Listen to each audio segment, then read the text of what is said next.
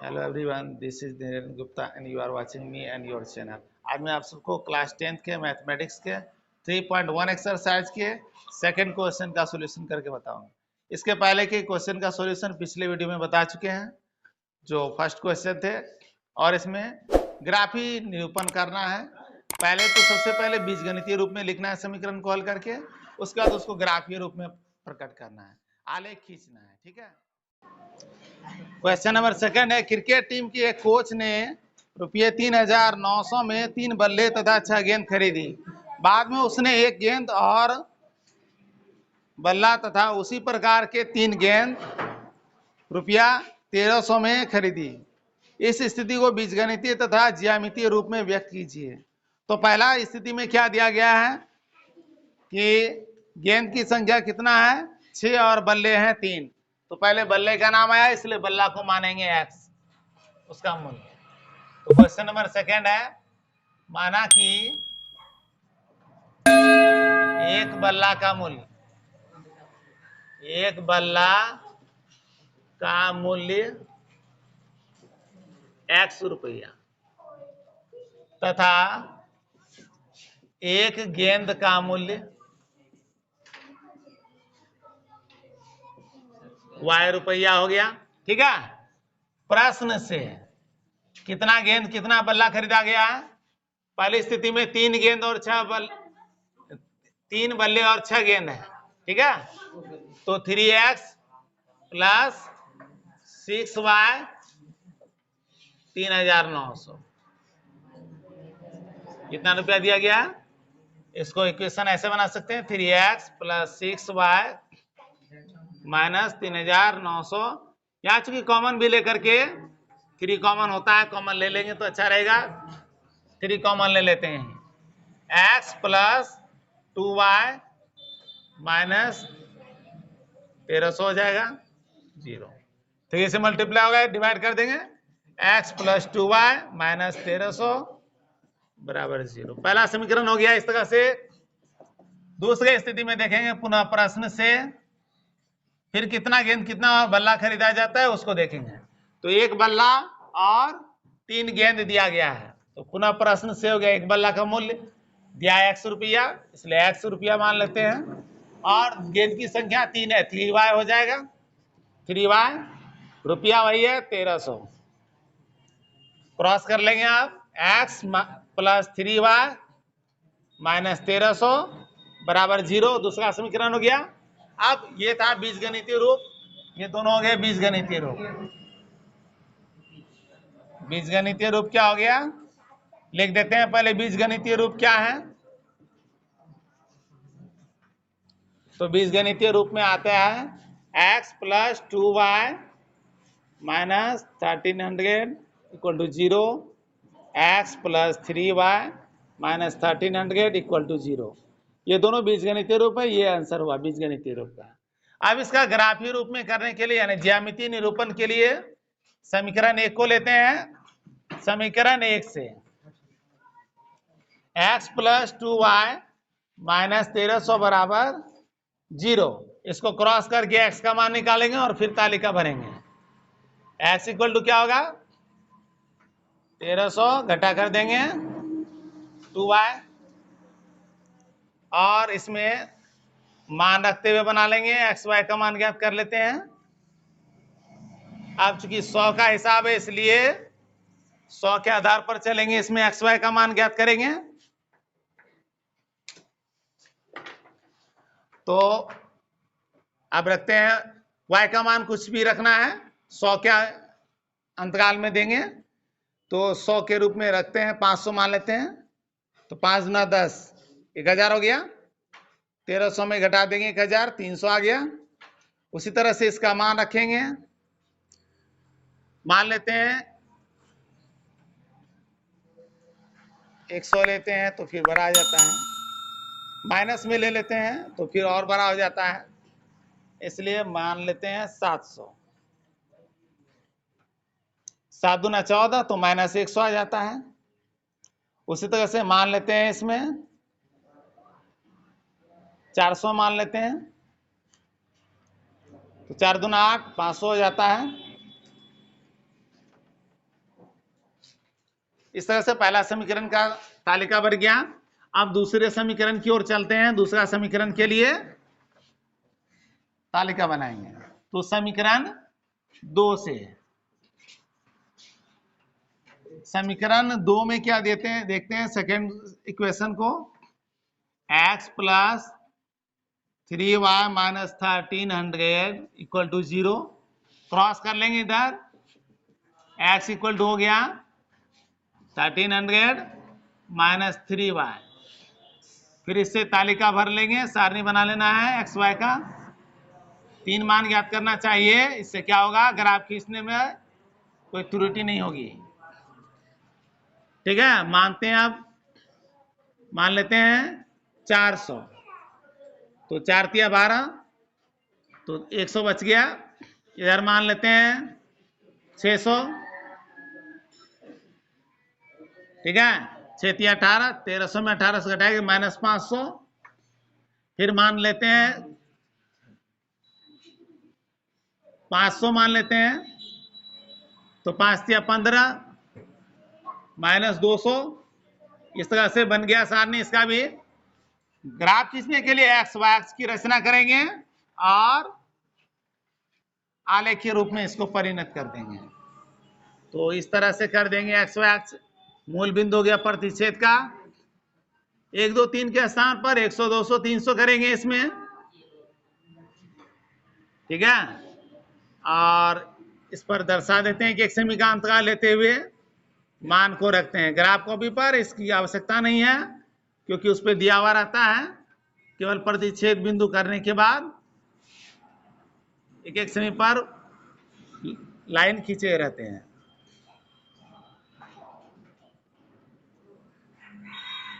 तो इसके बाद अब इस तरह से मान बैठा देते हैं। 100 200 300 400 500 600 और 700 ये हो।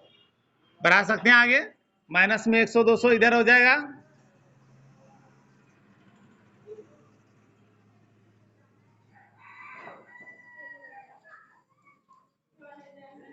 इधर प्लस हो जाएगा ऊपर में।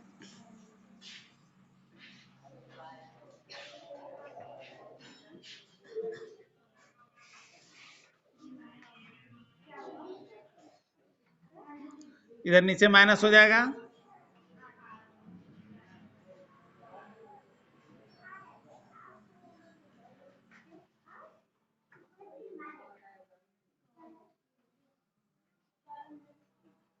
अब इसको बिंदु को अंकित करेंगे पहला ग्राफ से। एक्स में दिया 300, वाई में है 500। 300 और 500 के सामने देख लेंगे। ये रहा बिंदु 300 और 500 पर। 300 और 500। दूसरा मान दिया माइनस 100 और 700। माइनस 100 और 700 पे दे देंगे बिंदु। यह माइनस 100 और 700। और तीसरा मान दिया है 500 और 400। 500 और 400 पर देख लेते हैं। 500 और 400 पर है। तो इस तरह से आता है 500 और 400 पर। तीनों बिंदु जो है एक ही रेखा में आने चाहिए। इसका इस तरह से आलेख खींच लेंगे। तो पहला का आलेख क्लियर हो गया। और अब दूसरे समीकरण के लिए करेंगे। पहला समीकरण का नाम लिख देंगे, इसमें समीकरण को अंकित कर देंगे। क्या है समीकरण? x plus 2y minus 1300 equal to 0। अब दूसरे समीकरण को देखते हैं। x में दिया 100 और y में दिया 400। 100 और 400 ये रहा बिंदु। 100 और 400 आ रहा है। दूसरा में क्या माइनस 500 दिया है। माइनस 500 देखेंगे और 600 दिया है। 600 के सामने देंगे। माइनस 500 और 600 के सामने।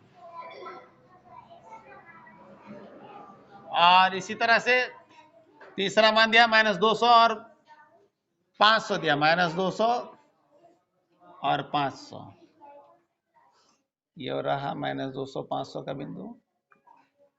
ये तीनों को मिलाएंगे।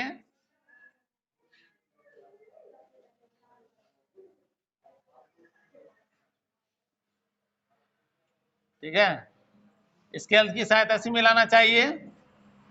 ये था -200 और 500 का बिंदु, और ये था -500 और 600 का। ये दूसरा समीकरण का है। दूसरा समीकरण को इस पे दर्शा देंगे, x + 3y - 1300 = 0। यहां देखते हैं दोनों समीकरण का जो ग्राफ है एक समांतर रेखा है। इससे क्या साबित होती है? इस समीकरण का कोई हल नहीं होगा। स्केल को लिख लेंगे तो ज्यादा बेहतर होगा इसमें, क्योंकि 1 2 3 सेमी को 100 करके माने हैं। स्केल x अक्ष पर 1 सेमी बराबर, x अक्ष पर 1 सेमी बराबर 100 आ गया। y अक्ष पर 1 सेमी बराबर क्या है? वहां भी 1 सेमी बराबर 100 है, इसको भी लिख देंगे। और आलेख के बारे में क्या, यदि निष्कर्ष लिखना हो, चूंकि यहाँ निष्कर्ष नहीं लिखने कहा गया, लिखने के लिए यदि कहा जाए तो क्या करेंगे? दोनों समीकरण के ग्राफ समांतर हैं, इसलिए समीकरण का कोई हल नहीं होगा। ठीक है, अब इसके बाद नेक्स्ट क्वेश्चन को देखेंगे।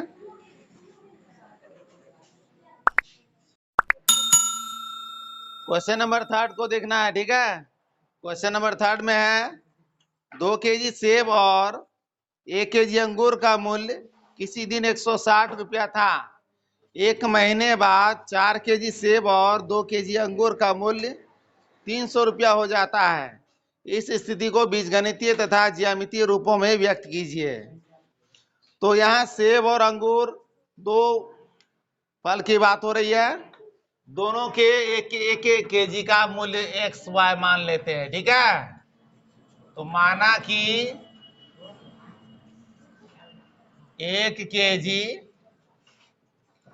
सेब का मूल्य 100 रुपया तथा 1 केजी अंगूर का मूल्य Y रुपया। अब पहली स्थिति में क्या क्या खरीदा गया, कितनी मात्रा में, जितने केजी होंगे रहेंगे उसको उससे गुना कर देते हैं प्रश्न से। पहली स्थिति में प्रश्न से देखते हैं कि 2 केजी सेब और 1 केजी अंगूर है, तो 1 केजी का x है तो 2 केजी का होगा 2x। 1 केजी अंगूर है तो y ही रहेगा। रुपया कितना लगता है? 160 = 160 हो गया। इक्वेशन इस तरह से भी लिख सकते हैं, +y - 160 0। पहला समीकरण बन गया। पुनः प्रश्न से क्या देखते हैं कि अंगूर खरीदा गया है कितना? 2 केजी और सेब है 4 केजी। तो 4 केजी सेब का तो 4x हो गया, अंगूर है 2 केजी तो 2y हो गया। रुपया कितना होता है? 300। क्रॉस करेंगे, क्रॉस करने से पहले यदि कॉमन, पहले क्रॉस ही कर लेते हैं। 4x + 2y - 300 = 0। 2 से सब में डिवाइड होता है, 2 कॉमन ले लेंगे तो बचेगा 2x + y, और 2 से इसको डिवाइड कर देंगे 150 आ जाएगा। ठीक है, बराबर 0। 2 से गुना हो रहा है, इधर लाके भाग करेंगे 0 हो जाएगा। इसलिए 2x + y और माइनस 150 बराबर 0। ये दूसरा समीकरण हो गया। इस तरह से पहला और दूसरा दोनों समीकरण ज्ञात हो गया। यही है बीजगणितीय रूप। अतः बीजगणितीय रूप क्या हो गया? बीजगणितीय रूप में व्यक्त करने के लिए कहा गया था, बीजगणितीय रूप पहले लिखते हैं। बीजगणितीय रूप हो गया 2x + y - 160 = 0। दूसरा इक्वेशन है 2x + y - 150 = 0। हो गया दोनों समीकरण। अब इसका ग्राफ खींचने के लिए यानी ज्यामिति निरूपण करने के लिए आगे बढ़ते हैं। ये दोनों हो गए इसके आंसर बीजगणितीय रूप का। अब आगे बढ़ते हैं। ग्राफी विधि में हल करने के लिए समीकरण 1 को लेते हैं पहले। तो समीकरण 1 से एक तालिका ज्ञात करेंगे समीकरण 1 से, दूसरा समीकरण 2 से। समीकरण 1 से निकालते हैं तो समीकरण 1 देख रहे हैं यहां पर है 2x plus y minus 160 equal to 0। ठीक है, क्रॉस कर लेंगे उसको। 2x इक्वल टू क्या होगा 160 minus y, x equal to क्या होगा 160 माइनस वाई बाय 2।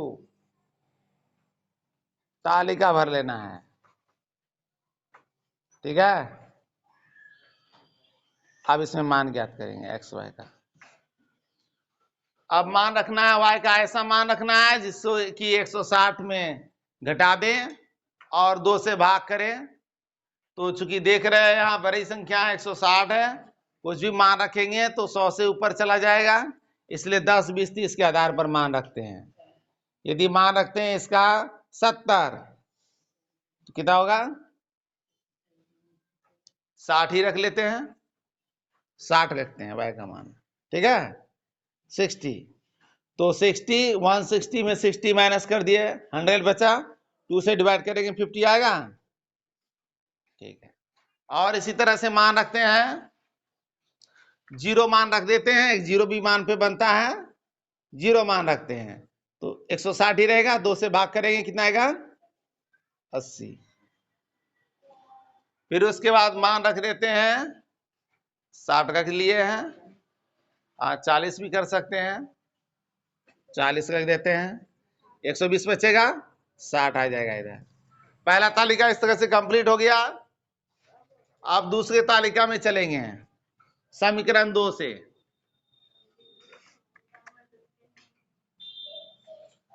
अब समीकरण 2 को देखते हैं और दूसरी सारणी को बनाते हैं। तो इक्वेशन सेकेंड में देखते हैं क्या है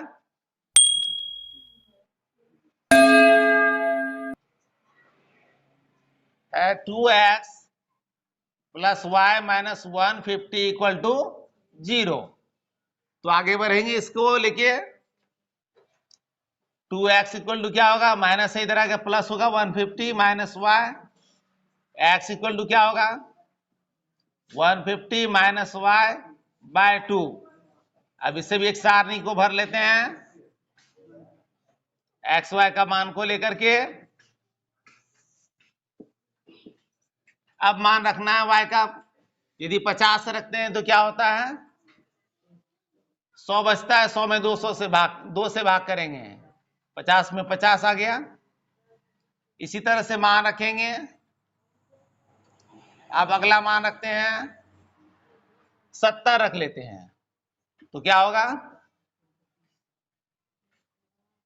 70, 80 बचेगा ना, 2 से भाग करेंगे 40 हो जाएगा। और मान इसी तरह से रखते हैं, यदि रखते हैं इसमें 40 क्या होता है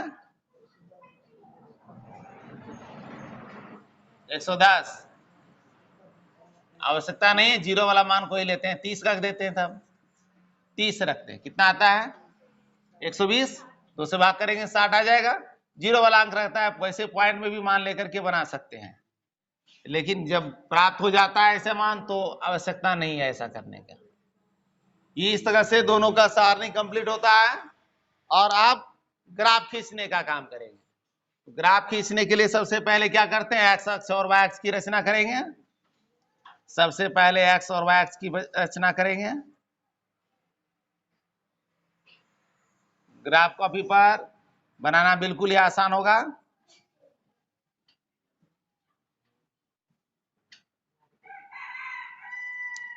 इस तरह से मान को बैठा देंगे, दाएं तरफ प्लस होता है, बाएं तरफ माइनस होता है।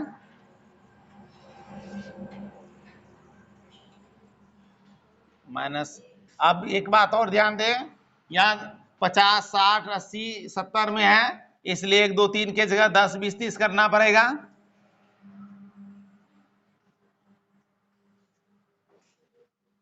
पिछले सवाल में 100 बना दिए थे 1, 2, 3 को, अब यहाँ 10 बना देते हैं, 10, 20,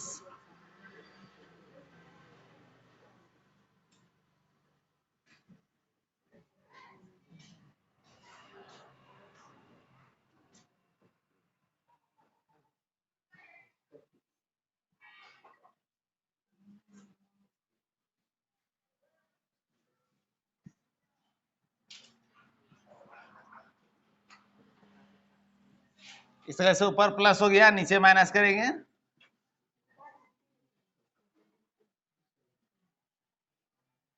माइनस लेंगे इधर,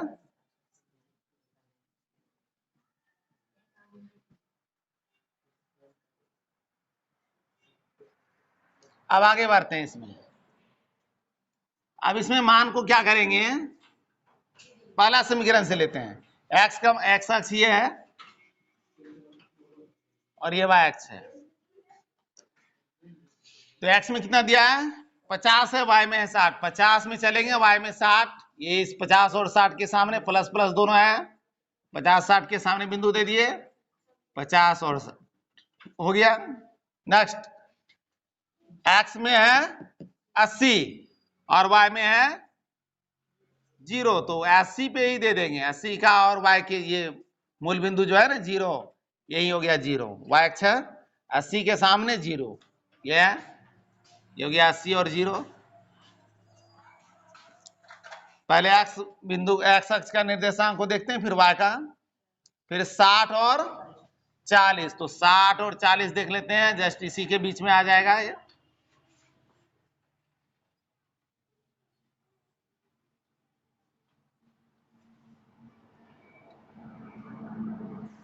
ये रहा 60 और 40, और तीनों बिंदुओं को मिलाएंगे, एक ही सरल रेखा में ज्ञात होना चाहिए।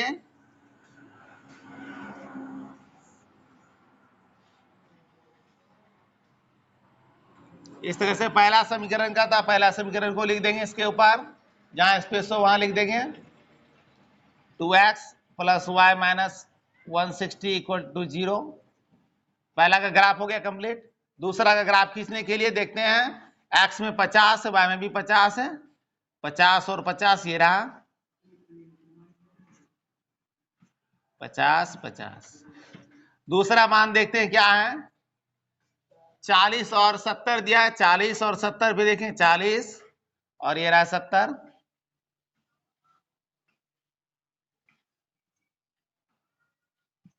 40-70 है। तीसरा मान देखते हैं, 60 और 30 है, 60 में 30 देखेंगे,